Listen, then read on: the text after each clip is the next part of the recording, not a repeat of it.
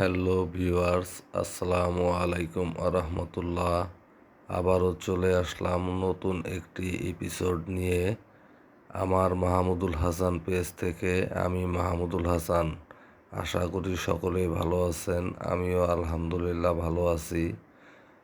আজকে চলে আসলাম সিলেট ভ্রমণ পার্ট 2 নিয়ে। তো আমরা আগের দিন হোটেলে চেক ইন করে পরের দিন সকালবেলা আবার একটি মাইক্রোবাস ভাড়া করে সকলে মিলে চলে আসলাম একটি পিকনিক স্পটে। পিকনিক স্পটটি অনেক সুন্দর ছিল। এই যে দেখুন রায়ান।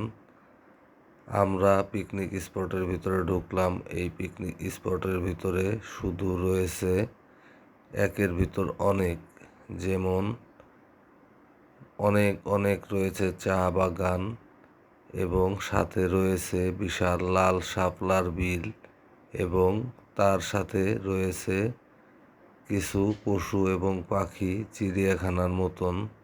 তো যাই হোক, চলুন আমরা যাওয়া যাক। আমরা আস্তে আস্তে হেঁটে হেঁটে যাচ্ছি। এখন দেখুন এখানে শুধু লাল শাপলা আর লাল শাপলা, অনেক লাল শাপলা, চোখ ধাঁধানো লাল শাপলা। শাপলাগুলো দেখে খুবই ভালো লাগলো এবং একবার ভেবেছিলাম এখানে নামি, কিন্তু শীতের দিন হওয়ায় আর এখানে নামা সম্ভব হলো না। তাই আপনাদেরকে দেখানোর জন্য কিছু ভিডিও করে নিলাম। আপনারা সকলেই দেখুন লাল শাপলাগুলো। ওই দেখুন দূরে উঁকি দিচ্ছে কিছু উঁচু উঁচু টিলা এবং তারও সামনে দেখা যাচ্ছে ভারতের মেঘালয় পাহাড়, বিশাল পাহাড়। এখন আমরা সকলে লাল শাপলাগুলো দেখছি এবং এখানে এটার ভিউ উপভোগ করছি সকলে মিলে। আপনারাও যদি দেখতে চান তাহলে আপনাদেরকে আসতে হবে সিলেট এবং আশেপাশেই অনেক টিলা এবং টিলায় রয়েছে অনেক চা বাগান। চা বাগানগুলো দেখতেও অনেক সুন্দর ছিল। আমরা এখানে কিছু ছবিও তুলে নিলাম। ছবিগুলো তুলে নেওয়ার কারণ হচ্ছে স্মৃতি। তারপরে চলে আসলাম, দেখুন এখানে রয়েছে হনুমান এবং বানর। তারপরে কিছুক্ষণ যাওয়ার পরেই আমরা দেখতে পেলাম এখানে শুধু হনুমান এবং বানরই নেই, পাশে রয়েছে মায়াবী হরিণ। আমরা হরিণগুলোকেও দেখতে থাকলাম। হরিণগুলো দেখে বাচ্চারা খুব মজা পাইতেছিল, তাই একটু বেশি করে হরিণগুলো দেখলাম।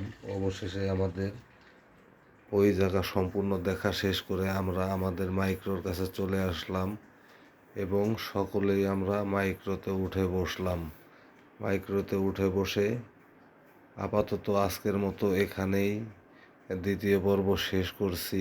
এরপরে আমরা যাচ্ছি জাফলং। দেখা হবে জাফলংয়ে। সকলেই ভালো থাকবেন। দেখুন আমরা জাফলংয়ের পথে রওনা দিয়েছি এবং যাওয়ার পথে অনেক ট্রাক এবং সামনে মাথা উঁচু করে রয়েছে অনেক পাহাড়। যদিও পাহাড়গুলো আমাদের বাংলাদেশের ভিতর নয়, সবগুলোই ইন্ডিয়ার ভিতরে। তো ভিউয়ার্স, ভালো থাকবেন সকলেই। আশা করি আমার মাহমুদুল হাসান চ্যানেলটির সঙ্গেই থাকবেন এবং সকলেই আমার এই ভিডিওটি ভালো লাগলে লাইক, কমেন্ট এবং শেয়ার করে দেবেন, অন্যকে দেখার সুযোগ করে দেবেন এবং